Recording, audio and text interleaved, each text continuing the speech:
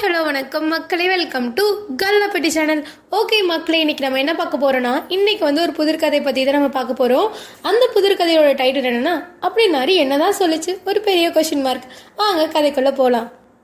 முன்னொரு காலத்துல ஒரு பெரிய அடர்ந்த காட்டுல சிங்கம் ராஜாவா இருந்துச்சா. அந்த சிங்க ராஜாக்கு 3 உதவியாளர்கள் இருந்தாங்க. அவங்க கரடி, குரங்கு, அப்புறம் நரி.